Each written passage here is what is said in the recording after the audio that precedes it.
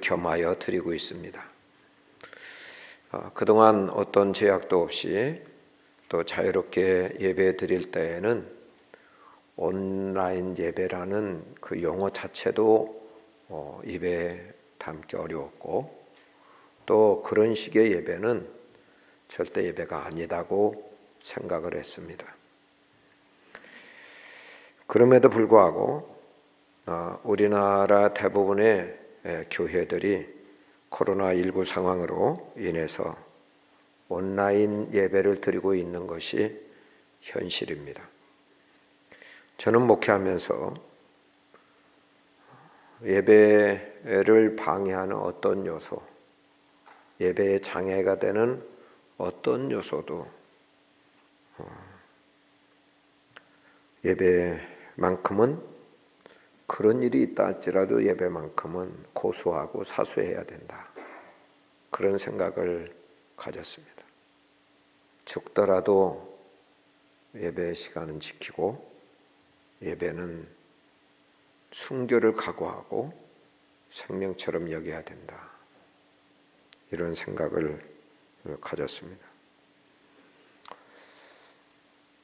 우리 성광의 가족분들도 갑작스런 이 코로나 질병으로 인하여서 교회에 나오지 못할 상황이 되어서 대부분은 집에서 온라인으로 예배를 드릴 수밖에 없는 상황에 처해 있습니다. 처음엔 이 예배를 드릴 때 어색하기도 하고, 또 예배를 다 드렸음에도 불구하고 찝찝하기도 하고, 그런 생각이 들었을 것이에요. 그런데 한 2주 정도면 끝날 줄 알았는데 한 달이 지나고 지금 2달째 접어들고 있습니다. 오히려 온라인 예배가 익숙해져 가고 있고, 이 비정상이 정상이 되는 그 같은 생각이 되고 있을 수도 있습니다. 어떤 믿음이 연약한 성도들은 이것도 편하네, 앞으로 이런 예배 드렸으면 좋겠네, 그런 생각을 가지고 계실지도 모르겠어요. 자, 이때에 우리가 예배에 대한 그런 개념, 예배에 대한 생각을 정리할 필요가 있어요. 너무 혼란스럽습니다. 그래서 성경적인 예배, 우리의 예배의 대상이 되신 하나님이 원하시고 기뻐하시는 예배가 무엇인가? 정말 구원받은 주의 백성들이 오늘날 드려야 될 그런 예배는 무엇인가? 하나님 말씀을 통해서 살펴보고자 합니다. 오늘 구약 시대 때에는 예배라는 용어 자체가 없었어요. 우리 예배의 그 변천사, 이것을 살펴보면 맨 처음 예배는 제사였어요. 제사. 동물의 피를 드리는 제사였습니다. 인간이 범죄함으로 인하여서 거룩하신 하나님 앞에 나설 수가 없었어요. 나갈 수 없었습니다. 죄 때문에 주의 장벽에 가려서 나갈 수 없었고, 혹시라도 거룩한 그 하나님을 죄인된 인간이 보면 즉사했어요. 그리고 에덴 동산에서 범죄한 이후 쫓겨났잖아요. 그래서 하나님이 거하시는, 임재하시는 그 에덴 동산에 다시 못 들어오도록 화영검으로 지켰어요. 불칼이죠. 불칼로 천사들이 지켰습니다. 그런데 사랑의 하나님께서 우리 인간들로 하여금 하나님께 나올 수 있는 길을 트신 거죠. 여신 것입니다. 어떻게 여셨냐? 동물 제사법을 레위기서에 말씀해 주셨어요. 죄인 된 인간이 죄 문제를 가지고 죄 사함을 얻기 위해서 짐승, 흠없는 짐승을 가지고 와야 됐어요. 염소나 순양이나 또 수소, 또 비둘기, 삶의 형편에 따라서 또 지구에 따라서 그 멀쩡하고 온전한 최고 상품 가치 된 1년 된 흠없는 동물들을 끌고 오는 거예요. 예배당에 끌고 오는 거예요.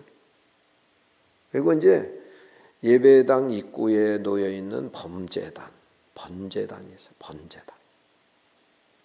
그러니까 예배당 입구에 번제단에 그 동물 끌고 온, 자기가 끌고 온 동물의 제사장이 보는 앞에서 흠이 없나 있나 제사장이 봐요. 그래서 없는 거다 합격이면 그 동물의 머리에 손을 얹고 제자백 기도를 하는 거예요. 하나님, 제가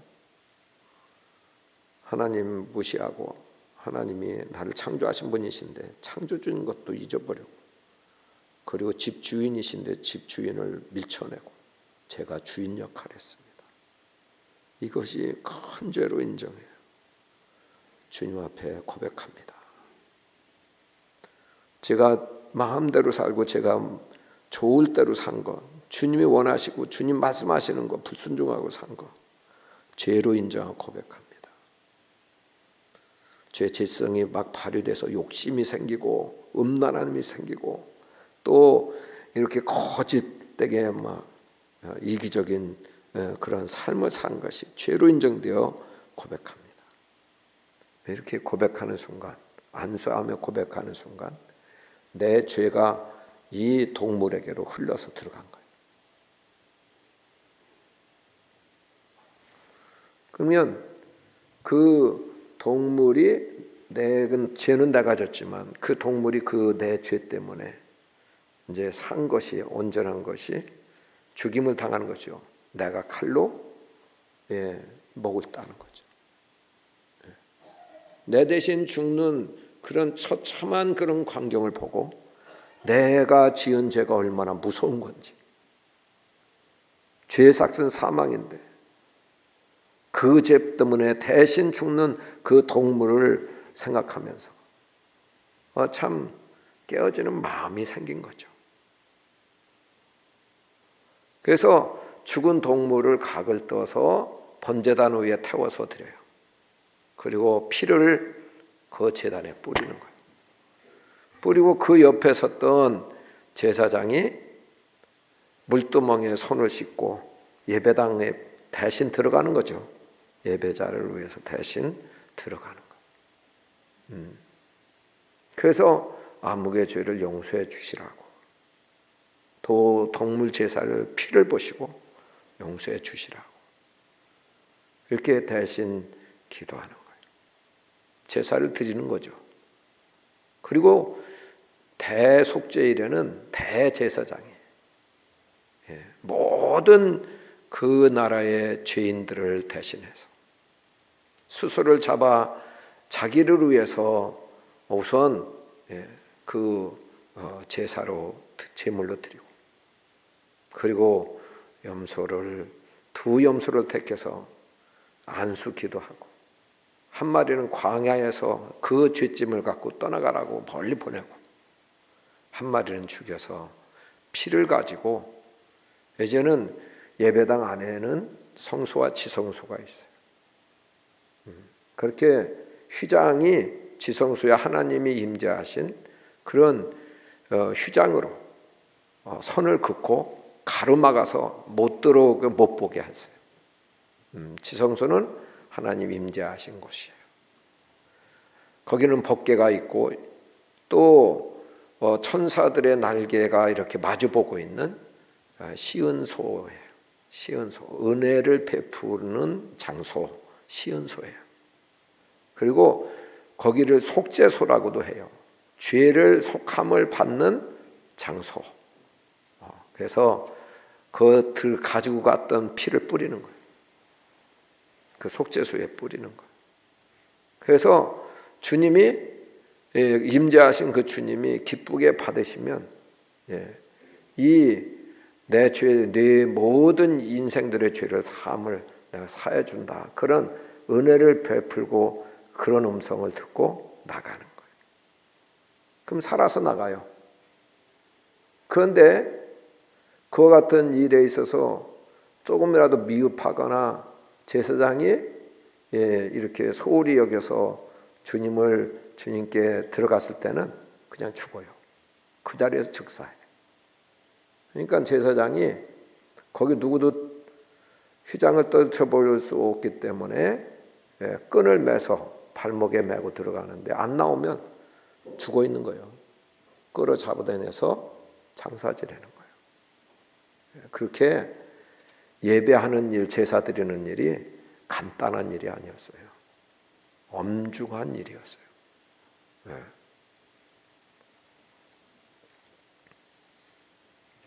그렇게 해서 죄 용서 받기 위해서 동물의 피를 들여서 제사를 드리는 것이 첫 번째 최초의 예배 형태예요.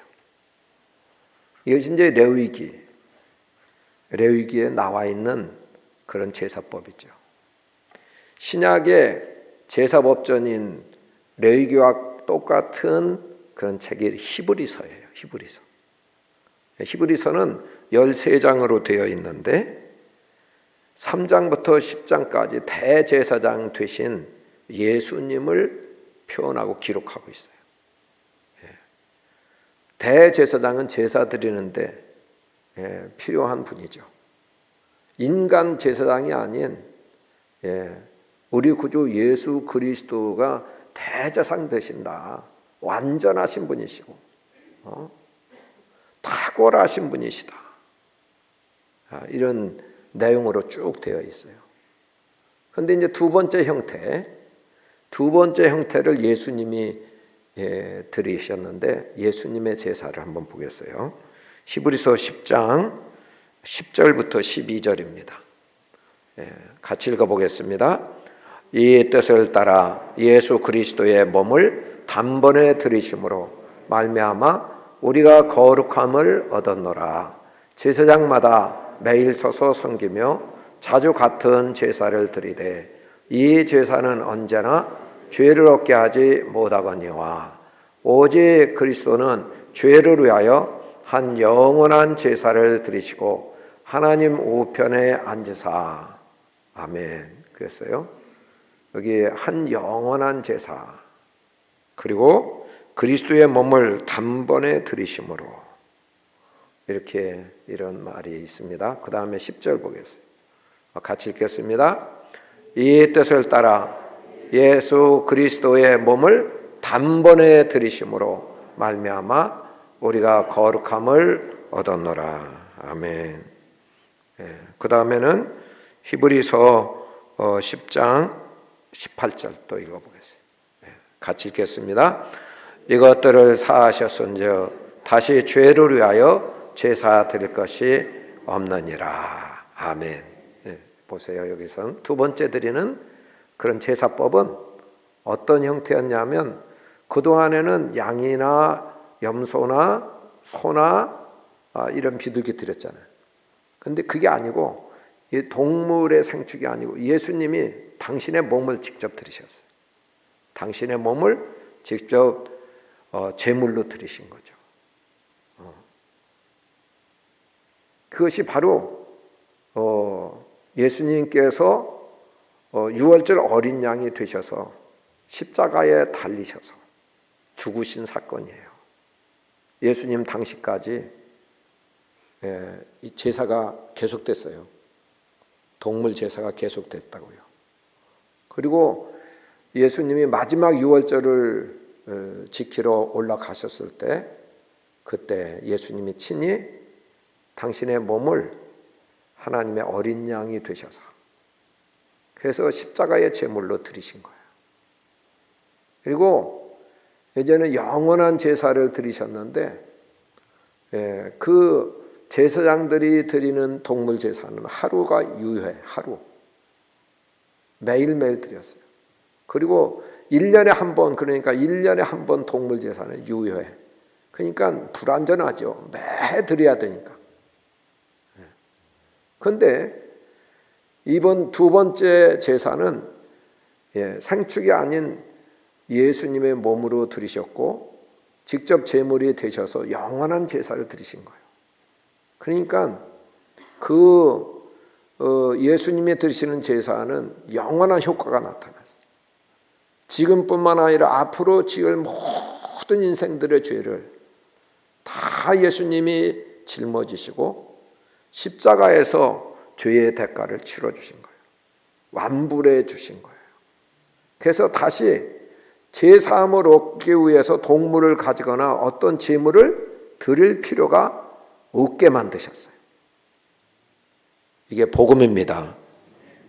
예수님 때문에, 예수님으로 인하여 우리가 제물 안 갖고 와도 되는 거예요.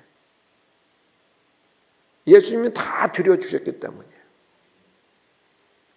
이것이 두 번째 타입의 예배예요. 예수님이 피로 십자가에서 드린 그런 제사, 단번의 제사. 이것이 두 번째 제사법입니다. 그 다음에는 그 이후에 세 번째 제사법, 오늘 우리가 드려야 될 예배를 말씀하고 있어요. 한번 보겠습니다. 히브리서 10장 19절부터 22절 같이 읽겠습니다. 그러므로 형제들아 우리가 예수의 피를 힘입어 성수에 들어갈 담력을 얻었나니 그 길은 우리를 위하여 휘장 가운데로 열어놓으신 새로운 살 길이요 휘장은 곧 그의 육체니라. 또 하나님의 집 다스리는 큰 제사장이 계심에 우리가 마음의 뿌림을 받아 악한 양심으로부터 벗어나고 몸은 맑은 물로 씻음을 받았으니 참 마음과 온전한 믿음으로 하나님께 나아가자. 아멘. 이제는 우리가 드려야 될 예배는 참 마음과 온전한 믿음으로 드리는 예배. 참 마음과 온전한 믿음으로 드리는 예배. 예수님의 육체가 십자가에 달려서 찢어지셨을 때 하나님과 우리 사이에 가로막힌 휘장이 위에서부터 쫙 찢어졌어요. 그래서 누구나 다 직접 제사장이 대신 들어가는 것이 아니라 직접 하나님을 배울 수 있는 그런 길이 열렸어요. 예수님으로 인하여서. 그래서 예수님의 피로 인하여 성소에 들어갈 담력을 얻게 됐다. 우리는 그런 시대에 지금 살고 있어요. 자, 이 세 가지 제사법 중에 공통점이 있는데 그것은 피를 의지한다는 거죠. 피가 있어야 된다. 그러니까 동물의 그 죽임을 당해서 그래서 피를 흘림으로 그 피를 보시고 나를 용납하신 거예요. 그 다음에 예수님의 피로 영원한 제사를 드려주셔서 그래서 다시는 동물을 드릴 필요가 없게 되는 휘장이 갈라져서 언제든지 주 앞에 들어갈 수 있는 길이 열리게 된 열어놓으신 주님의 제사가 있는 거예요. 그 다음에 세 번째는 우리는 마음이 중요한데 몸이 어디서 있든 어디 성전에 있든 집에 있든 예배하는 자가 이제는 마음이 중요하다 그거죠. 마음이 참 마음이 되어야 된다. 그리고 온전한 믿음으로 드려야 된다는 거예요. 여러분 우리는 이 육체의 몸의 심장부는 심장이에요. heart. 네? 몸의 심장부는 heart. 심장입니다. 심장 멎으면 죽잖아요. 영혼, 우리의 내적 속사람의 영의 심장부는 마음이요, 마음. 예. 마음이 어떠냐에 따라서 죽고 살게 되기도 해요. 그러니까 이게 마음을 지키고 마음의 영이 죽고 사는 것은 마음에 달려 있는 거예요. 이 마음이 중요해요. 참 마음이라는 것은 true heart예요. 그러니까 진실된 마음, earnest heart, 정직한 마음, 또는 sincere heart, 신실한 마음, 그런 마음이에요. 자, 이게 마음이 중요하다고 그러죠. 예. 근데 그러면 우리가 예배 드리는데 주님이 받으시는 마음은 어떤 마음인가? 이게 누구나 다 예배 주님이 받으시기 원하시잖아요.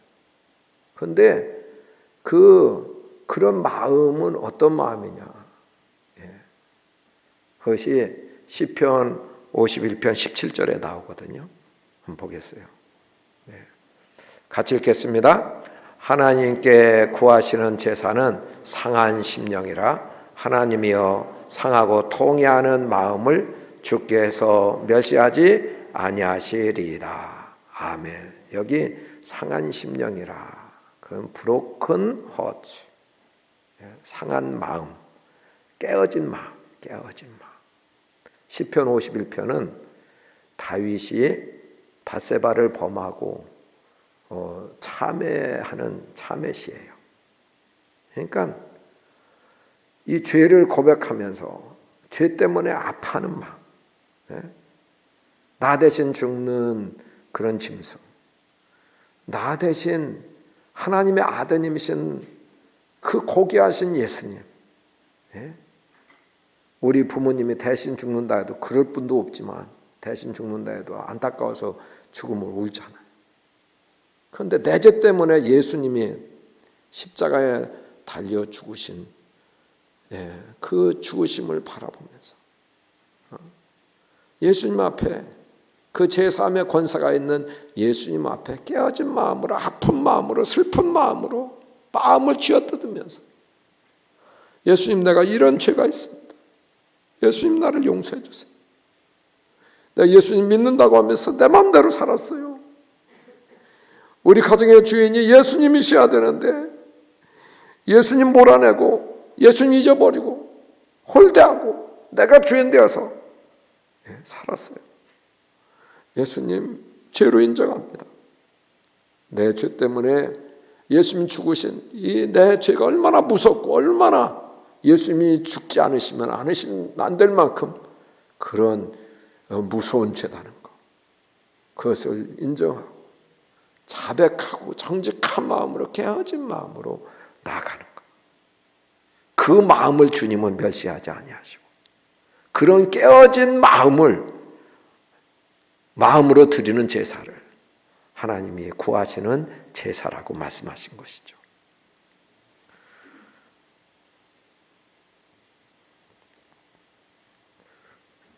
구약의 제사에서 이런 깨어진 마음으로 나가지 않는 사람들이 많았어요. 제일 처음에는 괜찮았는데, 제일 처음에는 정말 깨어진 마음, 아버지, 내가 주님을 배울 수 없는 이런 이 더러운 죄, 엄청난 죄가 저에게 있습니다. 그러면서 나갔는데 이사야 1장에 보면 소도 제 주인의 구유를 아는데 하나님을 몰라. 이스라엘 백성은 하나님 기르시고 하나님 양육했는데 하나님 몰라. 마음에서 멀어졌어. 그러면서 예배는 형식이 됐습니다. 동물은 가져와서 제물로 드리고 그 시간에 성전에 나오긴 하는데 회개가 없어요. 그러니까 주님이 나 이런 헛된 제사 안 받을래, 가져오지 마, 나 이거 신물 났어. 주님이 말씀해요. 너희가 교회 와서 죄사 그렇게 그 어떤 소원을 구해도 안 들어. 그렇게 쭉 말씀하고 있는 거예요. 여전히 악행을 저지르고 예배하기 전이나 예배한 후나 달라진 게 없고, 내 마당들만 밟고 점만 찍는 예배 싫어. 그런 거 가져오지 마. 그렇게 말씀했어요. 그리고서 이어서 우리에게 권면하시는 말씀, 사랑으로 권면하시는 말씀이 이사야 1장 18절이에요. 이사야 1장 18절 한번 읽어보겠습니다. 여호와께서 말씀하시되 오라 우리가 서로 변론하자. 너희의 죄가 주홍 같을지라도 눈과 같이 희어질 것이요 진홍같이 붉을지라도 양털같이 희게 되리라. 아멘. 이게 중요하다는 거예요. 깨어진 마음 가지고 내가 이런 죄 있습니다. 진홍 같은 이 붉은 죄가 있습니다. 이렇게 이 죄가 이렇게 더러운 죄가 있습니다. 이렇게 하고 나가면 죄 사함을 주시는데 양털같이 흰눈같이 깨끗하게 예수님 앞에 갖고 나오면 씻어주신다는 믿음. 믿음. 예수님의 보혈은 우리의 모든 죄를 씻고도 남는 충분한 능력이 있는 그런 주님의 보혈인 줄로 믿습니다.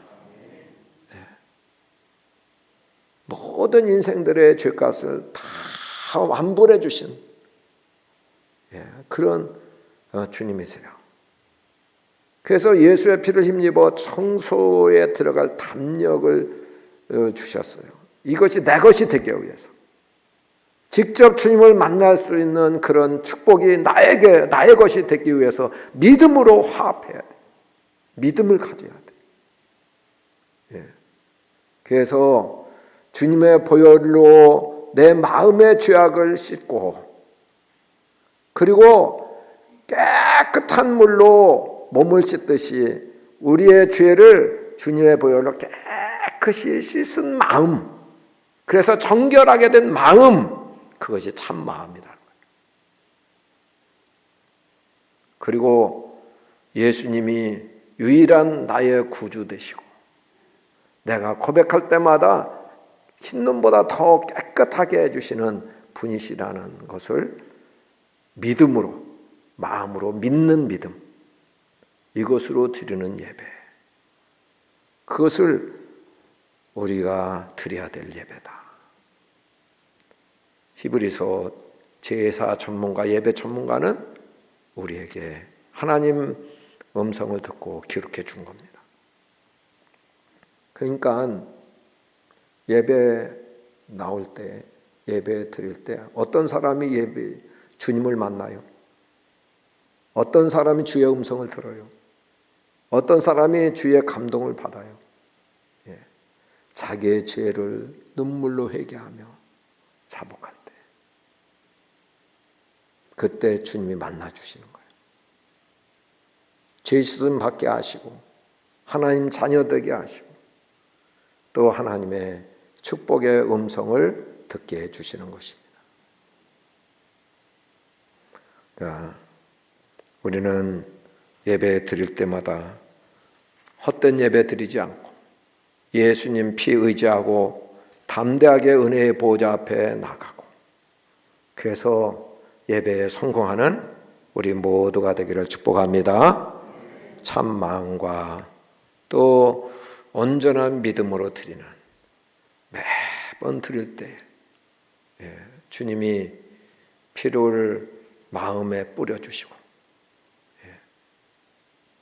그리고 또 죄를 우리의 맑은 물로 씻어주시듯이 씻음 받은 그런 마음, 그래서 정결케 된 마음, 주님만이 오직 유일한 나를 주에서 구원해 주시는 주님이시고 자백할 때마다 씻어주시는 주님이신 것을 믿는 온전한 믿음을 가지고 예배하는 우리 모두가 되기를 축복합니다.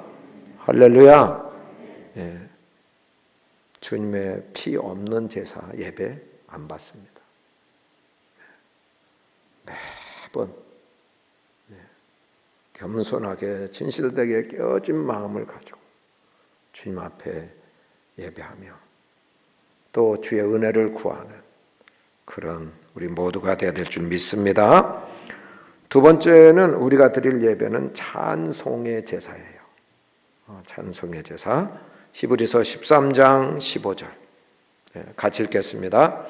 그러므로 우리는 예수로 말미암아 항상 찬송의 제사를 하나님께 드리자. 이는 그 이름을 증언하는 입술의 열매니라. 아멘. 찬송의 제사. 우리가 드려야 될 제사는 찬송의 제사다. 찬송이 뭐예요? 찬송은 하나님이 행하신 일, 나를 위해서 행하신 일을, 은혜를 기억하고 그것에 감사드릴 때 나오는 게 찬송이에요.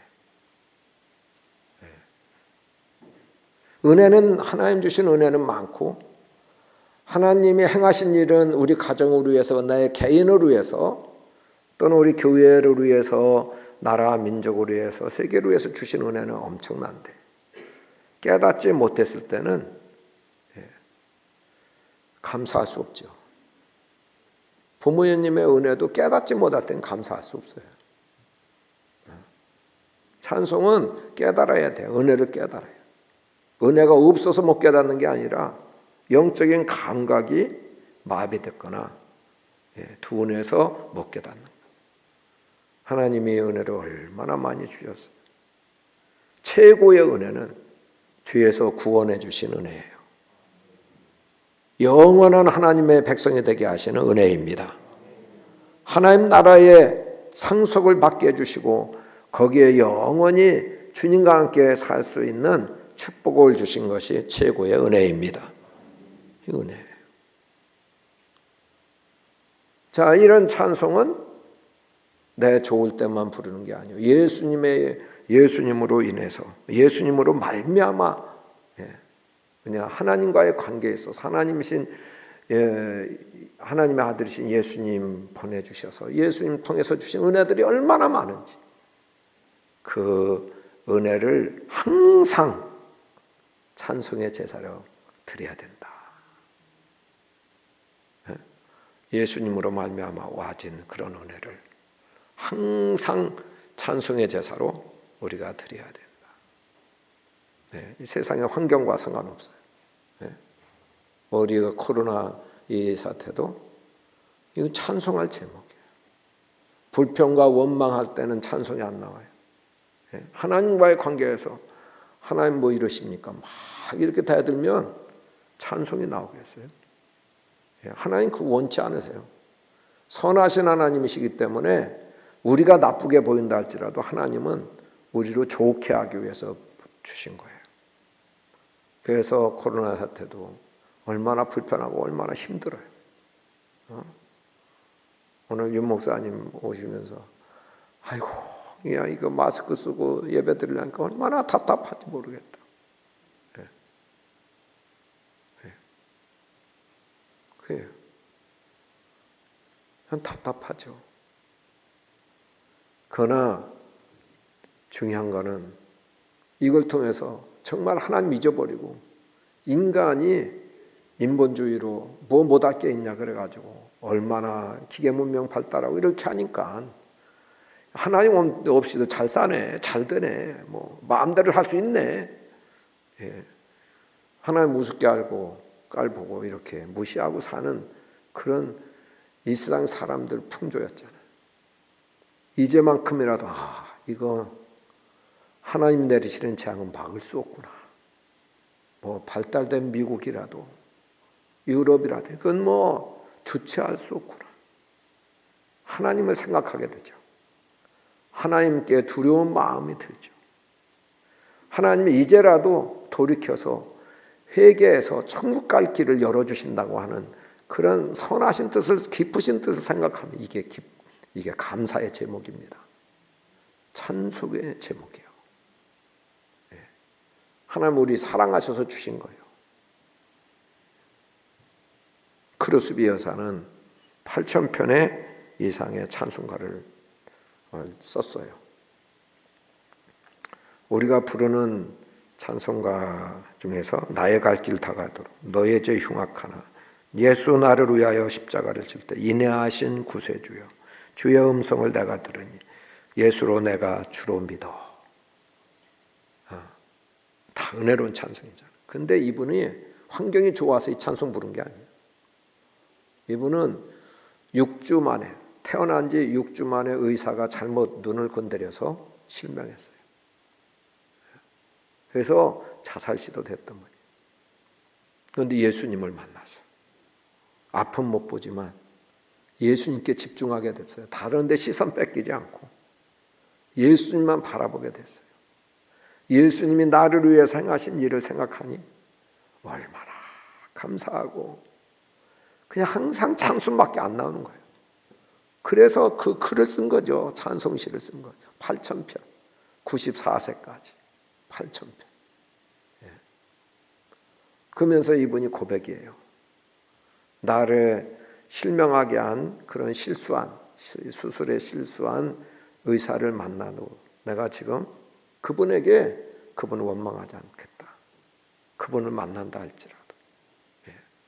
하나님은 실수가 없으신 분이야. 그분을 통해서 나를 실명되게 하셔서 그래서 선하신 하나님이 그 주님을 바라보며 주님만을 바라보면서 주님만 찬송하도록 일생 동안 헛된 것 바라보지 않고 찬송하도록 해주신 거야. 그래서 그분에게 오히려 감사할 거라 이런 고백을 하고 있어요. 여러분 예배 드릴 때 찬송도 부르지만 항상 찬송해야 될 줄로 믿습니다. 하나님과 나와의 관계에 있어서 하나님만 생각하면 무엇 부족함이 있어요. 무엇 때문에 원망해야 돼. 하나님 성품을 생각하고 항상 감사하는. 그래서 감사의 찬송의 제사를 드리는 우리 모두가 되기를 축복합니다. 사람들이 볼 때 아이고 저렇게 어려움 당하는데 찬송이 나오나. 그래도 여전히 찬송하는 것. 이것이 우리 생명 다하도록 해야 될 일이야. 자, 세 번째로는 우리가 드려야 될 제사는 선행과 나눔의 제사예요. 히브리서 13장 16절 같이 읽겠습니다. 오직 선을 행함과 서로 나누어 주기를 잊지 말라. 하나님은 이 같은 제사를 기뻐하시느니라. 아멘. 이것은 이제 수평적인 관계에서 정말 이웃에게 선을 베풀고 또 내 가진 것을 나누고 베풀며 사는 것, 이것도 하나님께서 기쁘시게 받으시는 예배다, 제사다. 이렇게 히브리서 예배 전문 기자는 얘기한 거예요. 여러분 가인이 제사에 실패하니까 동생을 쳐서 죽이잖아요. 그러면서 하나님이 야, 네 동생 아벨이 어디 있냐 이렇게 하나님 물으시니까 아니 제 아와 내가 내 동생을 지키는 자입니까? 그러면서 반항하잖아요. 예배 드리는 사람은 진정한 예배자는 그럴 수 없어요. 정말 이웃을 내 몸처럼 사랑하라고 하셨기 때문에 내 가족들, 이웃들 이렇게 바라보면서 가정에서도 예배자로서 예배에 성공하고 예수님 만나고 간 사람은 주의 말씀대로 돈도 못 벌어오고 늘 행패나 부리지만 그런 남편을 향해서 죽게 하듯 죄되는 일 아니면 순종하고 친절하게 하고 그럼에도 불구하고 공손하게 하고 사랑하고 섬기고 그러면 남편이 감동하죠. 저 여자는 간도 없나? 감동해. 하나님이 내 죄를 용서해 주신 거 생각하면 남편이 나에게 그렇게 잘해주는 일 없어도 그럼에도 불구하고 그렇게 사랑하고 그렇게 섬겨 나가 선을 베풀어. 그것이 진정한 주님이 기쁘시게 받으시는 예배라는 거예요. 예수님께서도 말씀했어요. 너희가 제단에 예물을 드리다가 형제에게 원망 들을 만한 일이 생각나거든. 제단에 예물을 두고 형제와 빨리 가서 화목하고 다시 와서 예물을 드리라. 그래야 예배 받으신다. 이 수평적인 관계, 이것이 얼마나 중요한지 모르는 거예요. 네. 초대 예루살렘 교회 처음 교회죠. 성경에 나오는 최초의 교회, 예루살렘 교회. 성령 충만해서, 그러니까 영의 사람들이 다 된 거예요. 성령이 시키시는데 다 순종한 거예요. 기쁘게 순종하는 거예요. 하나님과의 관계에서 100점, 200점. 그런데 그렇게 되니까 어떻게 된지 아세요? 자기들의 소유, 이기적인 세상, 자기밖에 모르는 세상이잖아요. 그런데 예루살렘 성도들은 자기의 소유 밭을 팔아서 사도들의 발 앞에 갖다 뒀다니까요. 이 공동체 위해서 쓰세요. 복음 전하다가 가난하고 못 먹고 헐벗는 사람 위해 쓰세요. 그래서 갖다 드린 거예요. 그러니까 예루살렘 그 교회는 유무상통이에요. 그러니까 있는 사람이나 없는 사람이나 함께 공동의 그런 삶을 살고 공동체의 삶을 살고 서로 돌봐주고 살아갈 수 있는 그런 삶이 됐어요. 어려운 때, 박해시대 때 굶어 죽는 사람 없이 살게 됐다니까. 이웃을 향한 그런 생각들, 배려들, 선교사님들 복음 전하면서 정말 한국 교회가 약해지니까, 선교에 관심이 없어지니까, 이거 어떻게 돼요? 선교지에서 굶어요. 건축한다고 선교비 끊어요. 이게 한국교회에 따라서 그 선교사님들은 한국교회의 후원과 그걸 믿고서 간 건데 보통 문제가 아니에요. 그런데 정말 예배자는 그래서 청경금을 드리고 내 것으로 구정금을 드리고, 그래서 얼마라도 그분들이 용기를 얻고 그분들이 사역을 하고 선교 활동하는데 보탬이 된다. 이렇게 드리는 그런 마음, 이걸 주님이 받으신다는 거죠. 여러분, 우리가 선을 행하는 마음, 이런 이웃을 생각하고 나누며 베푸는 마음, 이것이 제사입니다. 하나님께 이 제사 드려서 하나님이 기뻐하시는 예배자들이 다 될 수 있기를 예수님 이름으로 축복합니다. 우리 같이 통성으로 기도하겠습니다.